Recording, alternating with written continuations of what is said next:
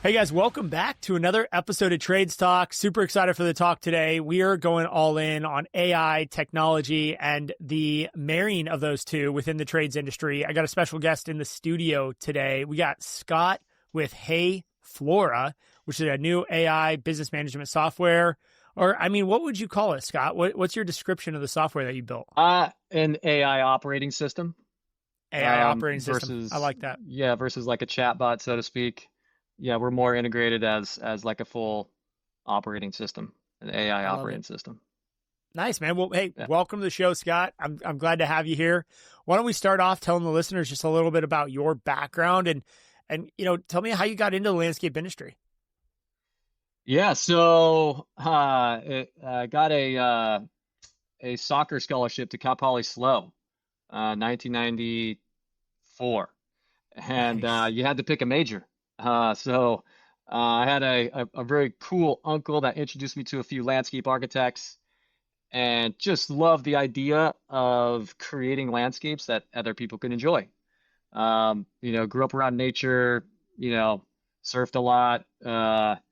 So yeah, I mean that was really what did it. I had to pick a major, and just totally transform for my life. So that's kind of started it. And yeah, coming out of college, landscape architecture was the lowest paid profession. So quickly rerouted to design build, Yeah. and then just kind of built quite a few companies in the space before Hey Flora. Yeah. So what does it take? Just quick question off the bat. What does it take to build a successful landscape company in the designs build space in your perspective? Uh, Amazing question. Yeah, it's as you know, it's just so complex. Um, Design, build, maintenance, managing crews. It's just super dynamic. Um, there's just so many data sets that it's kind of, a lot of customers think, it's just gardening um, and it's they kind of expect us and the crews to be, you know, to know everything from geology to Yeah. entomology to, horticulture to just so many things that one of those things in that system breaks and chaos ensues, right? So, um, I guess, I think I heard you say it a few times in your podcast. It's managing people, understanding finances. I kind of I forget the other one, but I think Yeah. you kind of nailed it. Those are the three, or a few of those that are super important. Yeah, I completely agree. I think I think today it's like finance, people, and operations are the three that like you got to nail That's right. as like your entry fee, if you will, your meal ticket. And then today, as we look forward, you really got to start getting good at technology. And I've been studying a man by the name of Brad Jacobs. And anyone out there wants to do some, fun listening, listen to the book, How to Make a Few $1 billion. And Brad basically has gone into fragmented industries with a lot of mom and pops and lack of technology focused industries. Waste management is one, trucking logistics is another, the oil business and drilling is another. And, I feel like it's just a matter of time till he lands into the trades businesses. And maybe his company, United Rentals, is a bit of an entry point to that. Mm. So maybe familiar with that name. Yeah. And Yeah, yeah, definitely. Mhm. his thing is like he finds this and then he applies technology to amazing, well-ran mom and pop family businesses in fragmented markets and does mass consolidation. We're seeing a lot of consolidation. We're seeing a lot of mom and pop businesses sell to bigger players, but we're not really seeing the technology aspect truly become a differentiator yet for any landscape company. At least I haven't. It's a lot of hype. It's a lot of what we're going to do versus what we're doing. You and I were in at Elevate and got to see that firsthand of maybe some of the bigger companies specifically saying, I mean, word for word, we do not want to be first. We don't want to experiment. We want to just be careful and move at a methodical and determined pace rather than an accelerated sprint focused pace, which is more of what I would maybe say I like to fall into. Mhm. So with that being said, what is AI doing for the landscape industry? A lot of people say it's just all hype. You're building an operating system. So tell us a little bit about your operating system and maybe about your philosophy when it comes to technology and the landscape industry. Yeah, a lot to unpack there. Yeah, I know. When we, so a little bit more on my background, I guess. So, um, we built a company that does vertical gardens and green roofs, so green infrastructure. And around 2008, those technologies came on. Worked with amazing architects, builders, and then 2016 started a company called Shrub Hub, and it was an online landscape design marketplace. So anyone around the world can log in, secure a design package.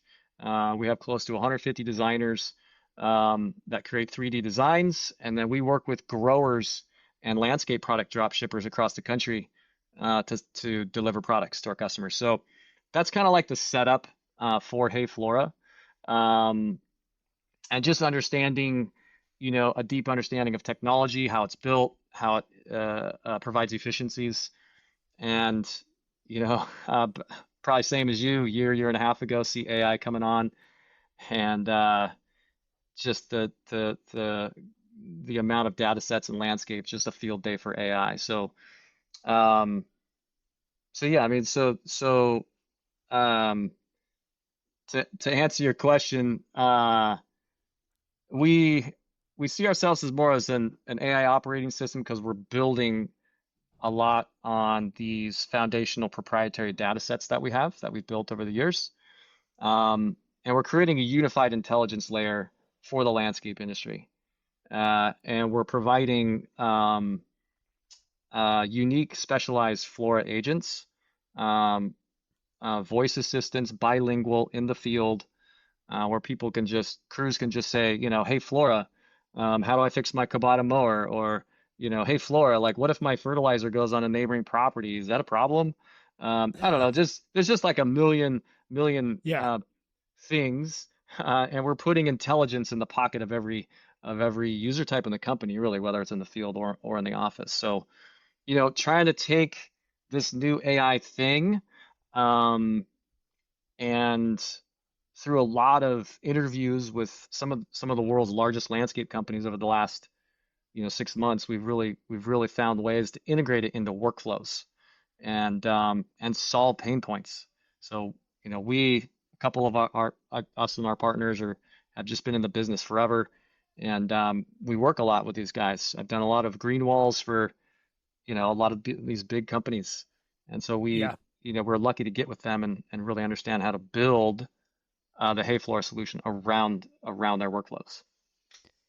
I like that take. So if I'm understanding this right, it's looking at the workflows of a normal day in the life of, let's say, a landscape installation technician, a crew leader who's installing, a backyard or commercial property, and then identifying, all right, where in that day does a workflow get kicked in where they are calling their supervisor or project manager, asking a question that is somewhat repeatable or predictable in the course of this workflow, and then trying to integrate a level of, I think you mentioned, like universal intelligence into that level where there's like an all-knowing truth, where instead of asking your project manager and interrupting them during the day, you could ask the agent, if you will, and then that agent provides an answer that the company has kind of curated a little bit with you, so the answer is maybe more consistent than maybe asking. You maybe ask 5 different project managers, you get 5 different answers to that solution or that problem. Yeah. Yeah. So we see in creating these solutions, we've come up with, I guess, a thesis from the beginning. And it's Yeah. really the new workflow in landscape management we see as being conversational. Mm-hmm. And just kind of like a chat GPT experience or like Gemini or whatever, foundation model people use. It's all centralized in that one chat. And that's the beauty of it. There's so much intelligence and it's just focused in that one chat. Landscape has a ton of fragmented systems, tribal knowledge, a lot of paper everywhere. That's been the biggest goal for us, is to consolidate it just to that chat, and they can conversate with the AI that they can train. So essentially, guys in the field can walk around and take a video and just chat, and they can literally just ramble. Um, and you know what multimodal is? No, explain that to me. I don't. So multimodal is has just so much advancements there with AI. Before it's like texting and chatting. Now it's you can communicate with the AI via pictures and video. Ah, So right. Okay. the what we call is like microflows. So throughout the day, guys will make 1, 2, 3, 10 little microflow chats with Flora. Like, hey, Flora, we completed the mowing on the west lawn, or hey, we need to fix this valve. It's broken. They take a picture, they're chatting, and it stores it in what we call a property graph. Um, and so each property has its own unified intelligence layer. So it's kind of like always storing this data. And so the AI is understanding through computer vision what's in those images, and they correlate it to exactly what they're saying. Um, and video as well. It's pretty amazing. And we have a what we call Flora Docs, which is an AI document generation tool. Um, that at the end of the day, end of the week, end of the month, users can just chat with Flora and say, "Hey, send me back a summarized report of this week that I can send my customer," and it'll Nice. summarize all those chats, pictures, videos, and create instant branded reports, proposals. Literally take them, minutes. So that's kind of the big breakthrough that we saw in the beginning. Wow. That's and I've heard you reference this in multiple times, unified intelligence layer. And so what that means, if I'm understanding this right, is you're building out this layer of information that is built on a property, for instance, in this case, and that property has a certain amount of data that lives within that property. Every property today does, whether you have technology or it's written down on a notepad. There's data at every property of what is happening, what needs to happen, issues, and then the recurring services that are primarily scheduled in advance. And so what you're creating when every time you input a chat, or hey, we finished a lawn, or like you said, maybe there's a tree that is leaning that needs to be fixed, that's getting captured in the data set for that property by I'm assuming here by the crew, the crew people, the technicians that are doing the work on the property that day. Is that what I'm understanding? Yeah, correct. Yep. Okay. So question, how do we get our teams in the field who are doing this work to interface and input this data and technology into our softwares or into our large language models? What's that transition look like? Because right now I know it's hard to get guys just to clock in and out of a property. Yeah, that you nailed it there, Justin. Yeah, that's kind of what we're going through now. And we're seeing the guys that are more like tech savvy or use ChatGPT more than the next guy, or there's just some people that are like, yeah, AI is the way, and some people are not. So it's we're just gonna have a mix of that. Yeah, the guys that are you know in our beta version, the guys that are using it, um, it's kind of changing. It's changing their work life. It's like Yeah. it's just so much easier, and like I was saying in the beginning, it's that one central chat is where we're pushing everything through. So it's not like they got to go over here, go over there, go over there. At the end of the day, they're seeing it as like, wow, this is so tremendously easy. We can speak in Spanish, we can speak in English, and it's just like having a conversation. So it's like that's the whole thing for us, is like we get what you're saying, Justin, and it's like that's been a big concern. Like how do you transform a workflow in landscape? It's kind of crazy just to say that, but like um with AI, it's possible. And the trials that we've done, it's like it's pretty transformative. So yeah, Yeah. we're just figuring that out now. So Well, it's gonna. on that note, right, is like, do we think that this is going to become such a two-way communication through voice and video and picture, like you said, multimodem, what'd you say? Multimodal. Modal. Multimodal. Yep. So that there's enough data that we're giving it with the crews where they don't actually, maybe they don't have to clock in job by job. Maybe that software, that AI is tracking them both with GPS and the inputs that they're giving, where there's enough data there to say, hey, this, at least, let's put the payroll compliance side away for just a minute, guys, and talk about just job costing. Like, I'm in California, so I usually get a lot of comments about that. But let's just talk from a workflow perspective of job costing. Like, do you see it going to the point where there's enough data being input into the system where the job costing is happening, autonomously behind the scenes using this data set that we're creating? Yeah. And we see that as kind of like part of a moat that we see for Hey Flora and what we're building.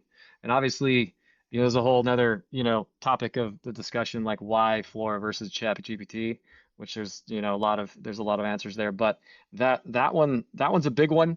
The shared learning, the anonymized learning patterns of the companies that are on board. We're building out a module that is kind of similar to the benchmarking report that maybe NALP or those guys provide several times a year. Yeah, quick plug. My weekly update number 28, I did a 30-minute rant on the benchmark report results from 2025 that Heron Group provided. So if you guys want to go back and listen to that, you can. Yeah, I listened to that. It was great. Yeah, for sure. And how many times a year do they do it? Once a year. That's it. Once a year. And maybe 150 companies? Was it? How many companies was it? 100. It was like 161, I want to say. Uh-huh. It was once a year. And my big whole thing, right, if you remember, is like, I don't think profit is the 2026 most important indicator for customer success and company success, as far as a predictive of future success, should I say. Future success is going to be, I think, dependent on very different metrics than we're used to tracking. And I don't think net profit is going to be one of those main metrics on the top 5 that indicate future success. And there's some reasons behind that, which is why we're here talking about AI. Yeah. No, I remember you saying that for sure, and it makes a lot of sense. So instead of getting a benchmark that's kind of industry-wide once a year, with platforms like us, with anonymized learning and pattern recognition, you can get live benchmark information based on the industry any day, any week, any season. And it's based on the size of company and your micro geolocation. So it's like a live benchmarking tool based on your metrics of the company at any time. So I feel like that's kind of like a super powerful tool that is possible with kind of like, what systems like us, what we're building. Yeah. So I think that's almost a bit of that OpenAI model, where OpenAI opened up their system, right, for like $20 a month, or for free, actually, for a lot of people. Mm-hmm. And the value to OpenAI was they had so much inflowing data of how people utilize ChatGPT. They were able to then go back and recreate, all the different versions that we know today, most recently the 5.1. And with that data, they were able to provide, a much better user experience, although we know that their market share is falling as of late. And is that kind of one of your guys' main strategic advantages that you're focused on, is like, if you can get a certain amount of contractors onto Hey Flora, it's almost like critical mass, where you get to a point where everybody's sharing that anonymous data, and then you have this huge segment of contractors to pull from to understand, how do we, run a better company? How do we benchmark against our competitors, or maybe even not competitors, given our very tight geographic focus that many of us have? Mm-hmm. Yeah, for sure. That's definitely one of them. Another one is the how we're training and structuring the contextualized intelligence coming back from our Flora agents. So we have something we call LEAF is the acronym. So Landscape Excellence Assurance Framework.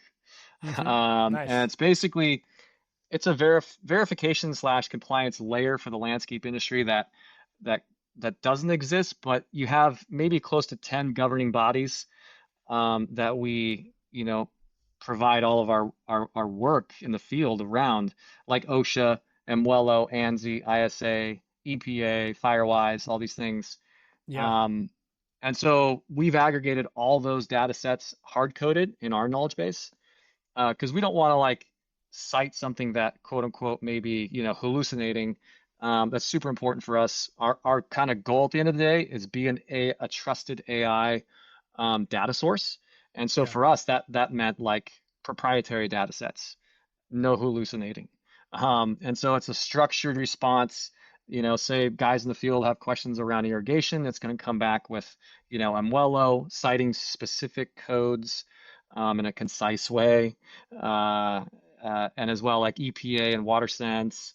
Or if they're doing some stuff that might, need some safety protocols, it's going to cite OSHA codes and and so we could spin that up into all the reports. So reports going to a customer, they're going to see all this stuff. And so it's just another layer of confidence in that, hey, our landscape company, is doing things the correct way on our property. And as well for the company, they want to be safe. They want to do things the right way. And if they have these codes kind of like in their face all the time, Yeah. uh, as well as SOPs. So like all that stuff in the company brain and the knowledge base is coming through, and all these structured responses that our Flora agents are coming back with. So yeah, did that answer I your like, question there? yeah. No, it Sorry. does. And it's super exciting. So it's like, I look at this as we look at bigger companies, bigger, larger, multinational or publicly traded landscape companies.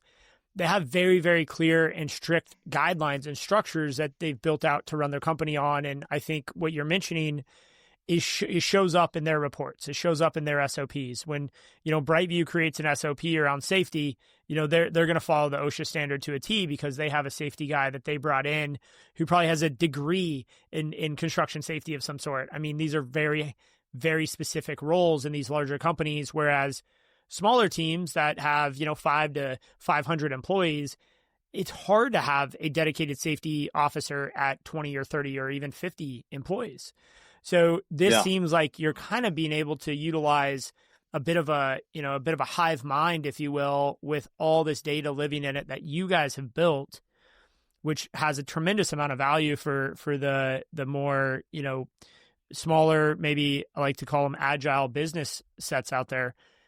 Now, question, as you're building this, how do you balance building a LLM or maybe you can use a different language, whatever you call it, that has this very structured guidance and response, but is also learning on data. And then also third, providing new ideas and new ways of doing things.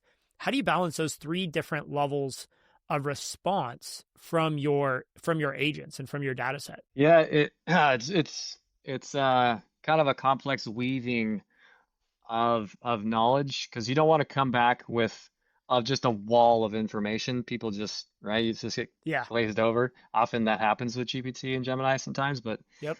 and you can train that, right? So in GPT you can train it and say, be specific in bullet points or whatever. So we're doing the same thing, um, but we're we're introducing what's in the knowledge base in the brain, which is just tons of data sets and pricing and project information, SOPs, of the company. And so it's bringing that information, and it's also going on to the web or foundation model, like you said, and it's kind of pulling information from that as well.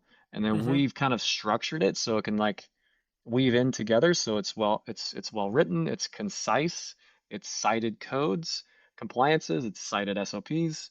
Um, so it is a complex kind of like orchestration that was a challenge for us to build. Yeah, it sounds like it. But it sounds like you guys have created this almost how in my brain, I think of it as like you have all this data in the world and on the internet and everything.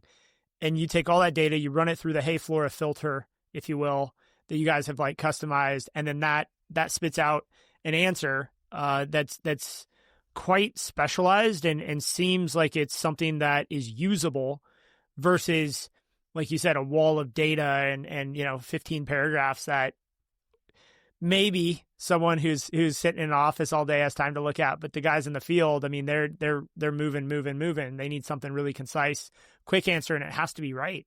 So is It has that to be is right. that analogy? I mean, I'm dumbing it down a bit here, I think, but does that make sense at Perfect. all? Am I Perfect. explaining it? Yeah, you nailed it. Yeah, you All helped me right. dumb that down. Thank you. For well, I got to try Just to to be make it simple. understandable for me. Then we could get it through.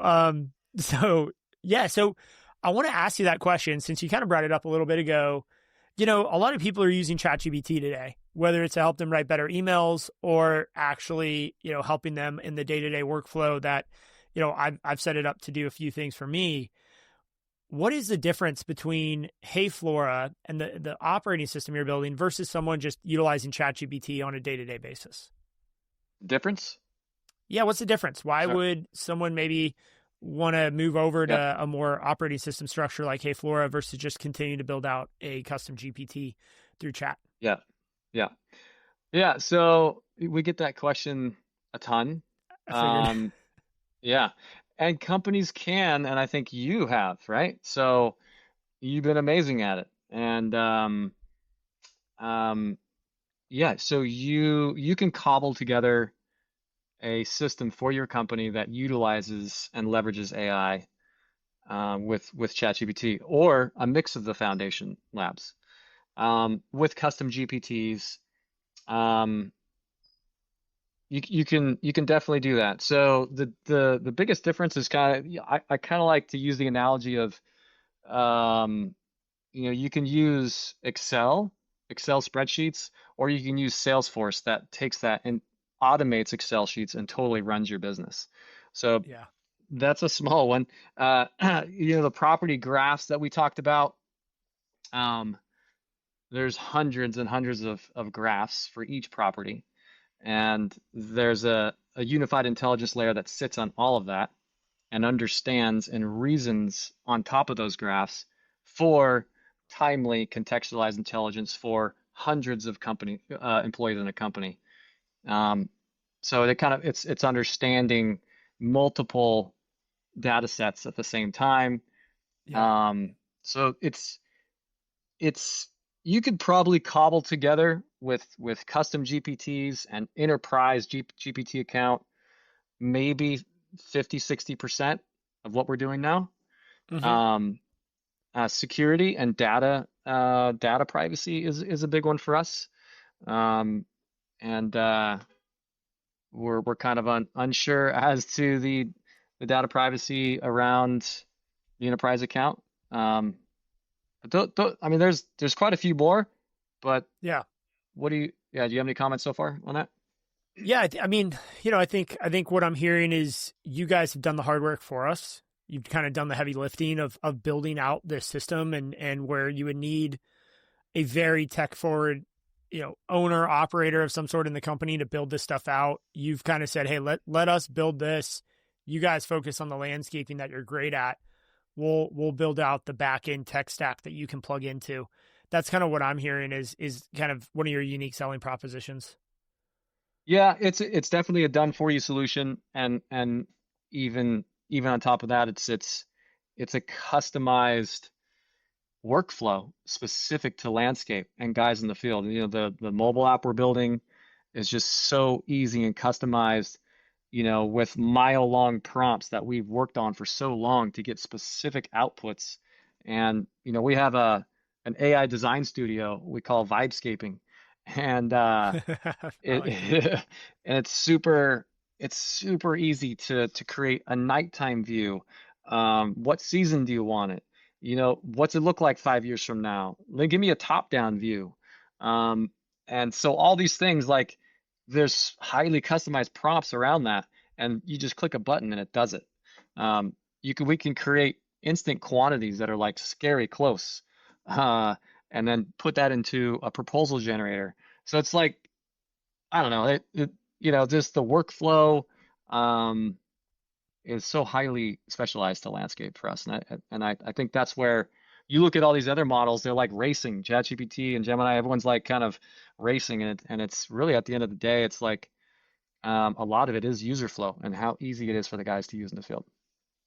Totally agree. Yeah, we're seeing that with products like Gemini and Grok and Anthropic and others are starting to build and gain market share on OpenAI, which makes sense. OpenAI opened up and they had 90+% market share. There's only really one way to go after you have that is down. But Yeah, it's but it's an interesting conversation when I start to think about the workflow you're describing, which in my mind, I go through a design build workflow from meeting with a client, doing the design, providing a proposal, and then getting them under contract.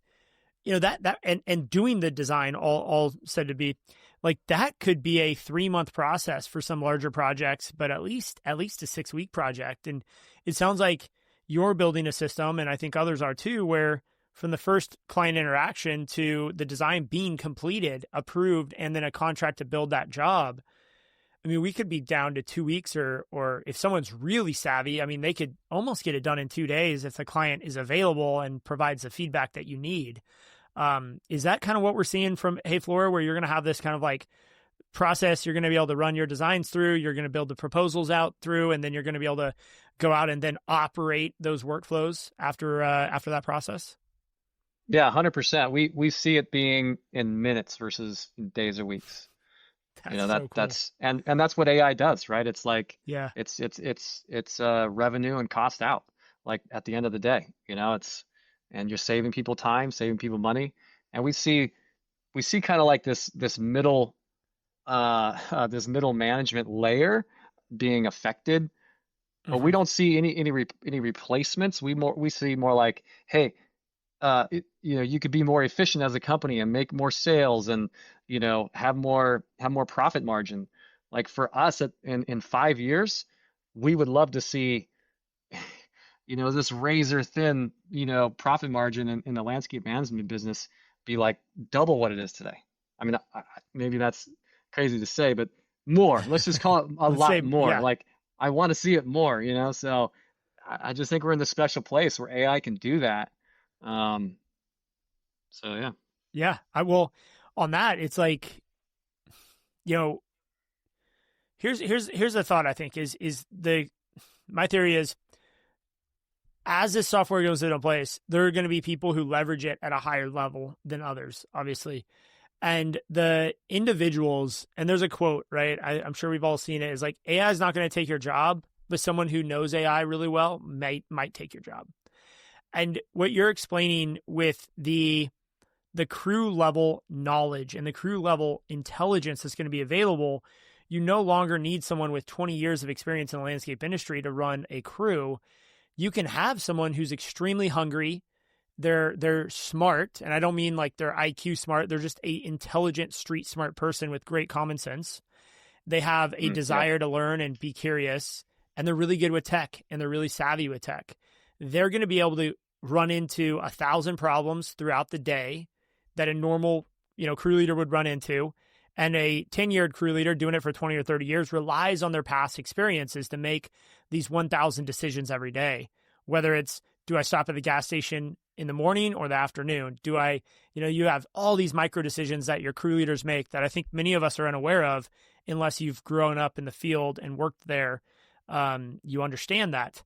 And so with someone who doesn't have that experience, but has this unified intelligence layer and the access to it, they're going to be able to outperform someone that's been in the business for 20 years because they don't need that experience. And I would say almost like in the future, that experience is going to become the most valuable and also the thing that's going to hold ourselves back. Because if you're competing against your unified intelligence layer from an experience perspective, you're saying, I'm right, the AI is wrong, you're probably not going to win at the end of the day. We've seen the chess games, we've seen the Go, where AI is dominating the best players in the world.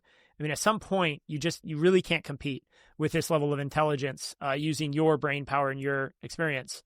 So people who embrace that and go forward with that, I think those are going to be the crew leaders of tomorrow. And I tell everybody in my company this, especially the kids who are 19, 20, 21 that are working in the field. I tell them, look, guys, if you can understand and leverage this technology, in 2 years from now, you could be running a crew and making $100,000 a year. Like, I really believe that because of this intelligence. So what's your thoughts on that when it comes to our current demographic and what our employment and team member pool looks like today, and what we rely on, which is heavily experience and hand-to-hand training, versus where is it going to go with this intelligence that we're introducing to the field? Yeah.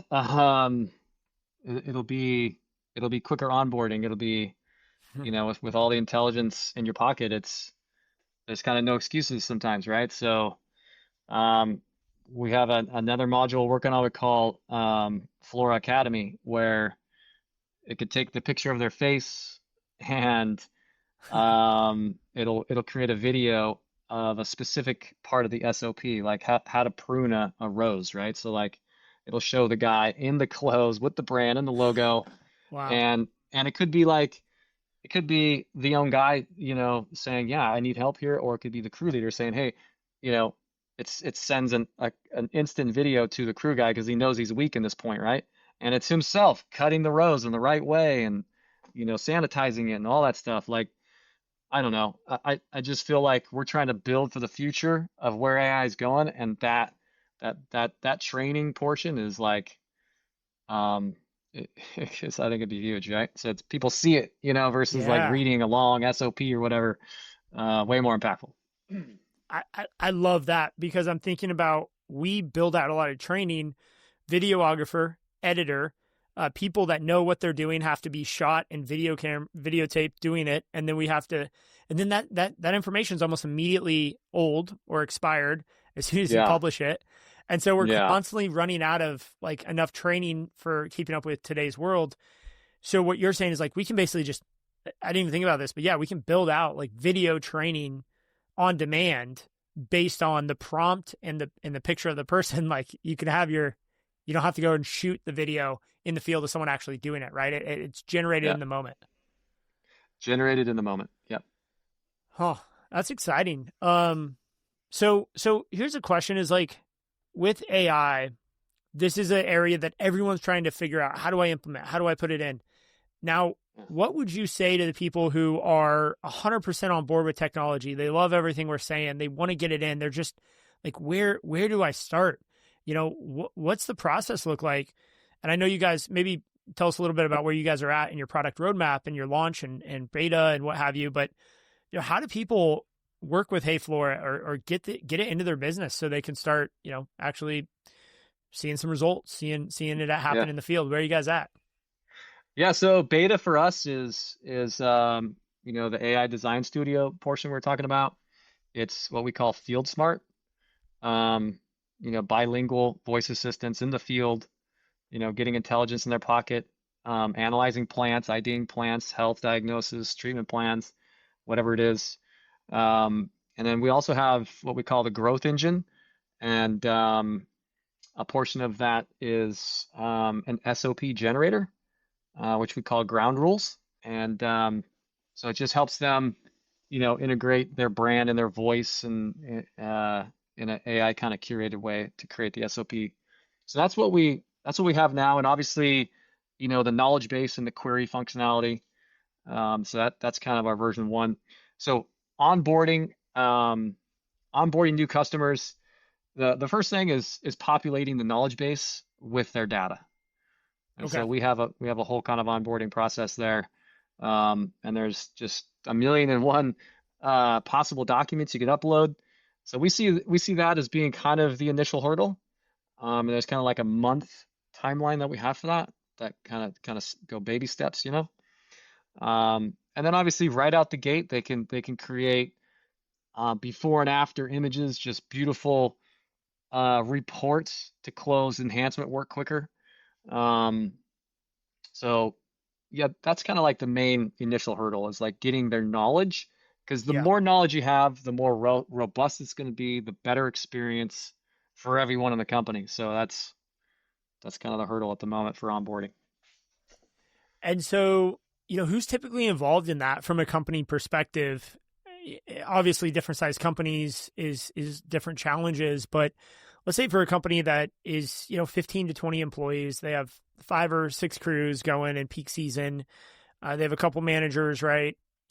Is that a full team meeting at first, or does it start with the leader and then you bring more people in? How are you going about really getting that, let's say, tribal knowledge, right, is what we're trying to capture here, into the AI? Yeah, well, every company is kind of different as the onboarding. It usually starts with the full team meeting, and then from there, yeah, it's the crew leaders individually working with the guys, and we're there every step of the way. But yeah, I mean, that's another way to input knowledge or data into the company brain, is just guys in the field, like just chatting with Flora, like, hey, Flora, this branch is hanging over, the eave of this house, and it's kind of dangerous, and that's it. And then 2 weeks later, the guys are going out in that same area, and hey, Flora is going to be proactive and say, hey, on the east wing next to the eave of the house, there's a dangerous branch. Watch out for it. Like, it's constantly every day adding that knowledge, adding that, intelligence, that unified intelligence layer. So yeah, kind of like one big input in the beginning, and then just constant little, inputs of data over time. Wow. Yeah. Okay. So I like what you said there. I wanted to kind of ask you about this question, so I'm glad you brought it up, which is this idea of, I call it like the Waymo method, or the hive mind. So I was watching an interview with Waymo CEO, and they're explaining basically this idea that if a Waymo, hits a curb in San Francisco, like every Waymo from now until the end of time, theoretically, will never hit that curb again, because it was like noted, and it was an issue, and it was broke the tire, and okay, well, there's a curb there, we're not going to hit it. It's now part of that like learning system. So if in a way, one of the biggest and frustrating things for me is when we learn a lesson at the customer's expense, 5 times, because we have different account managers and different crew leaders and different supervisors. And this is an issue for us because we're growing so fast. We're just like, account managers are going to branch managers, and crew leaders are going to supervisors, and they're moving all over geographic areas where it's a bit of a mess. Growth is messy. I'll just say that. It's messy. Yeah. So, yeah. It's a good problem. So then it's like, the GM of the hotel comes out and he's like, Justin, what the F? I get this text message like, I thought we talked about not hard pruning the Diates Vagata. And I go, yeah, man, like that is our agreement for your property. Please don't tell me they hard pruned it again. And he sent me a picture with like a sad emoji. I'm like, okay, well, we did that last year after he told us not to do it again. So we have these things that we're working really hard to improve our property intelligence and understanding when we get on a property, the requests of every single facility manager or homeowner, whoever it is. Also, as I'm talking, people know these people transition out too, so their demands and their requests and expectations changes just like our staff. So how are you guys solving that problem where you know that low hanging branch in that valet parking area needs to be trimmed every month, and we have to make sure there's 8 feet of clearance there? Like, how are we building that into your intelligence at that property level? Yeah, just chat. Like it's conversational. So they just pick up their phone and say, hey, Flora, we can't be doing a hard cutback on the variegated Diates. Done. Yeah. And so whenever guys are there, these are like, so we're creating probably in the next like 3-4 weeks, we're developing another portion of the platform where it's AI kind of daily briefs. And so it goes out the night before, the morning of, and it says to everyone. So it's like, this is your schedule. This is what you're doing. Don't hard cut the, variegated Diates. It's just like, it's going to be kind of like nagging you, which in a good way, right? Like just organizing. So that's it. Just conversational, Yeah. Well, it starts to, like you said, and I want everyone listening, mid-level management, this type of technology is going to make you a superhero, or it's going to make you irrelevant in the next 5 years. And it sounds a little brutal, but that's the truth. Like, you're either going to be the guy or gal who has a $5 million maintenance book of business, and it's like running a $500,000 book of business. It's so easy. or you're going to be the person who's complaining that someone took your job and now you're looking at a different industry. And I think the reason being is when the daily brief is so efficient and effective to the crew, hey, you're going to this property, it's at this hotel, don't forget every month we got to trim that, that tree, that's low hanging tree in the valet area. Don't forget you haven't done that for the last 3 weeks. So let's do it on this visit because you're not going to come back till next week. And that's stuff that your supervisor hopefully remembers in the chaoticness of the morning rollout, or the production manager is like, hey, don't forget to trim that tree. We're relying on a more foundational intelligence level that is like pre-programmed and just allows you to be automated. That's where I see mid-level management becoming extremely powerful at the human connection side, because they don't have to nag and remind the crews that happens now automatically with the daily brief. Yeah, good point for sure. Yeah. If it's coming from Flora, may not be as of a negative, thing in their mind as like, oh, my, boss or whatever is saying this again, right? I don't know. I get mad at Flora, right? Dude, yeah, no, I definitely think that it's like, let's let that be the common enemy in a way. Well, that's actually a really good point, because the hardest thing is to be the nagger. I hate doing it. Is like, hey, don't forget to email that client back. They CC'd the CEO for a reason, and it's been 2 hours. And that's like, usually it's let's get back quick. So as we start to wind down, I wanted to ask you a little bit about, what do you see as the future of the landscape industry? We've talked about it a lot, but if you could talk briefly, you've been able to see the robotic mowers at these conferences. We've both been able to be out there this year. Where is the landscape industry going in your perspective over the next 3 to 5 years? What's some of your predictions for the future? Yeah. So we look at it like, guys like, or companies like us and Hey Flora and what we're building, we see in the future state having a mature Hey Flora platform in the future. We're building out AI vendor procurement platform, so parallel processing agents going out to all the bulk suppliers and just on chats. You just conversating with Flora, and you got your 50 Stipa 1 gallons and 20 yards of forest floor mulch the next day at 8 o'clock. So that's one. We see AI safety glasses, hands-free, super intelligent. Hey, watch out for, that branch right there. Just being super powerful. Digital twins, I think, are coming on. Essentially the unified intelligence layer is creating a digital twin over time, but with the world understanding that Google Gemini has now, or Google has created, we see digital twins of properties being commonplace, in several years. And obviously robotics, there's the mowers are taking over right now. You guys have done a great job adopting. But beyond that, like robotic workforce, it's, that's, we see that coming. So kind of scary to think about.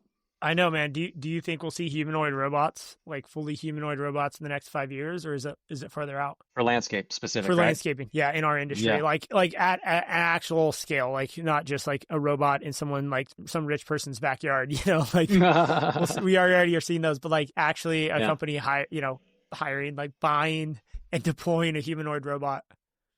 I think it's inevitable, and I do see it. It's about like making it rugged and weatherproof, and I think it's Amazon is outfitting all their drivers with glasses, AI glasses, to understand and learn their movements every day, which is a training set.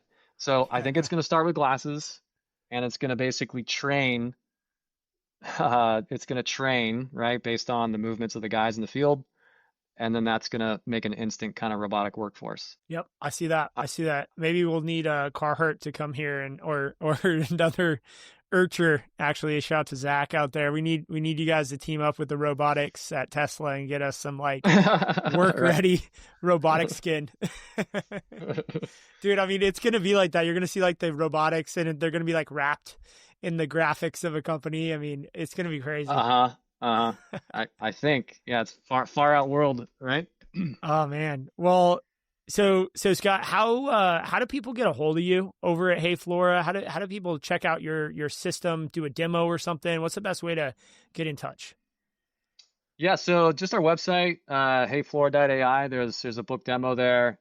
My email, scott@heyflora.ai. Those are the main ways. Perfect. Thank you. So, and we like to wrap every Trade Stock episode up with a trade secret. Something you've learned over the years. You've been in this industry from both on the build side to the tech side, man. You've seen it a lot, different perspectives. What's your trade secret for us today? Yeah, so I have to say it's understanding pattern recognition, and I kind of tie it back to being a Division I soccer athlete. In soccer, it's just it's kind of an intellectual game. You don't have the coach out with you in the field. You got to problem solve on your own, and it's very much so like patterns. Like I just remember one of my coaches saying, like, that's the difference between player to player or teams to team, is their ability to understand the patterns that are going on and using that to your advantage.